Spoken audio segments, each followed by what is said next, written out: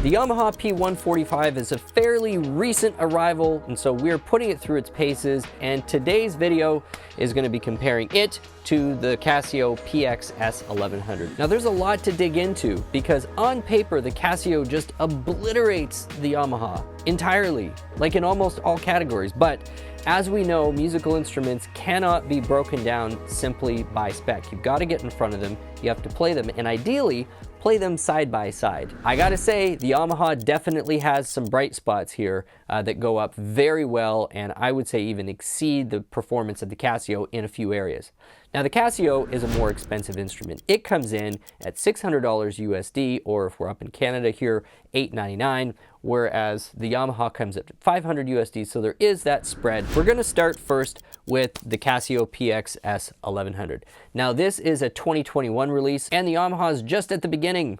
Only been out a few months. So the Casio is producing sound through its air tone generator, which is a multi-dimensional morphing tone generator. Basically, what that means is they're using either 4 or 5 sample layers, depending on who you ask at the Casio booth. It's one of those two sample layers, and then they're doing all sorts of interesting synthing on top, and volume and EQ morphing to basically eliminate any sample stepping that you might get between it. As well, they tend to be doing also some extra spatial processing on top of that. And I would say that the Casio stuff, generally speaking, probably has one of the most impressive piano tones of any of the major manufacturers out there right now. I really like a lot of what they've done. It has 18 onboard tones available to it, and that is pushing through what in 2021 was 2 newly designed speakers that has some front porting as well.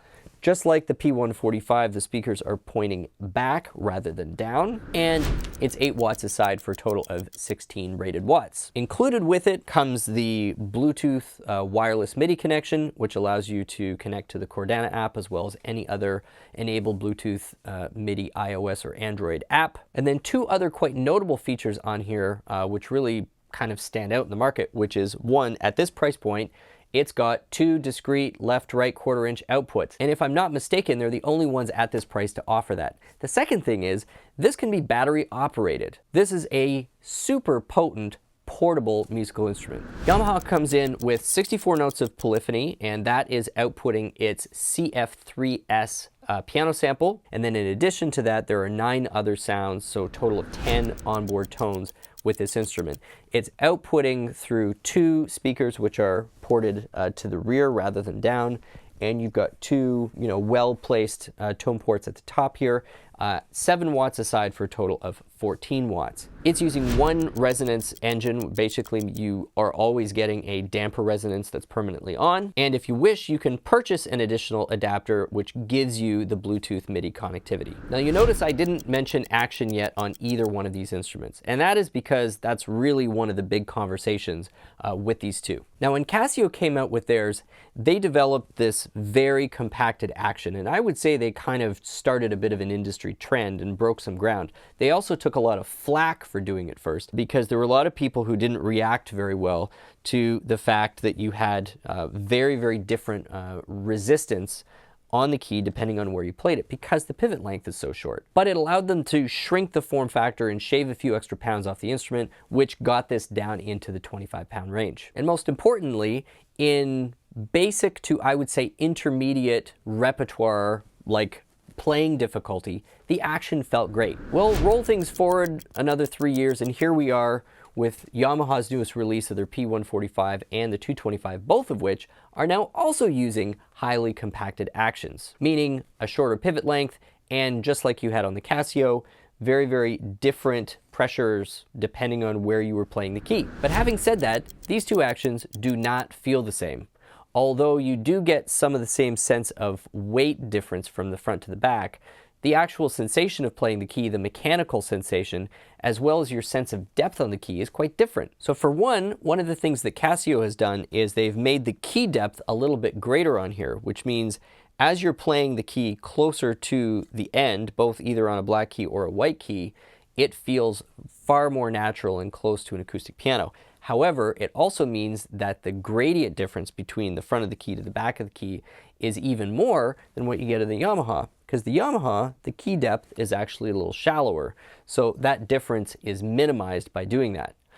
Pros and cons are that you are going to be able to play a little further in on the Yamaha without it feeling noticeably different than you could on the Casio. However, at all points on the Yamaha, you do have the sensation that it's a shallower key, which gives a slightly, maybe spongy might be a word for it. Whereas with the deeper key, there is a bit of a crispness that you get. It's a very subjective thing, and some people love the one or they love the other, and there really isn't a lot of consistency, so it's highly personal. The other big difference here is the level of texture that Casio has put on both the black and the white key. It's a little bit exaggerated, but you can definitely feel it. It produces a really nice sense of grip that I enjoy. The Yamaha uses a pretty conventional polished white key top and a slightly matte black key top. They both use dual sensors, neither one has escapement simulation. Now I'm going to quickly run through the various sound samples that we've got on the Casio as well as the Yamaha so you can hear the differences.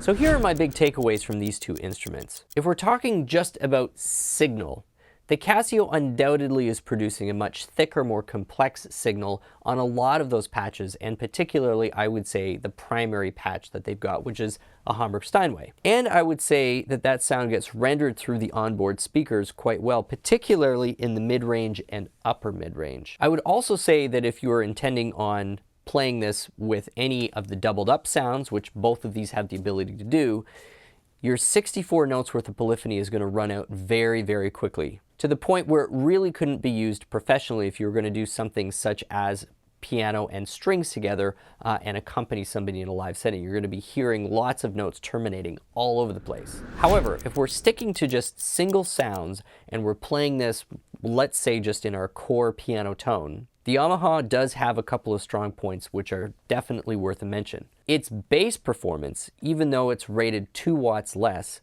I would definitely say is a little punchier and cleaner than what the Casio is able to produce. I would also say the very, very top of the range, let's say the top octave, also has slightly cleaner treble than the Casio is giving me here from the player's perspective. So here's my feedback. If you've got the extra $100 to spend, I think you're getting a lot for that money. You're getting the 1/4-inch outputs, which, especially if you're going to be focused more on the quality of the signal and not exclusively what you're getting out of those speakers, the Casio has a lot to offer. Nice thick tones and 18 of them to choose. Plus, you've got some really interesting spatialization and reverb settings that you can play with. If the point of your playing is going to really just be the least expensive, credible piano experience that you can get, and you're really not too worried about how thick or complex the tone is, you just want a nice, clean, and pleasant piano tone, and the majority of time you're going to be using this really just with the onboard speakers, then I think Yamaha has done a good job of delivering exactly what this is supposed to be, which is the most inexpensive, lightweight instrument that they can produce that still sounds and feels pretty close to a piano. I think for people with a little more experience, they're really going to appreciate some of the nuance and complexity that you can get through the mid-range of the Casio. And not just because of signal in the headphones, the onboard speakers I think really are able to produce a much more nuanced mid-range than the Yamaha does. So thanks again for watching today's comparison video. We hope you've enjoyed it. Hope you've learned a little bit more about either the Casio or the Yamaha.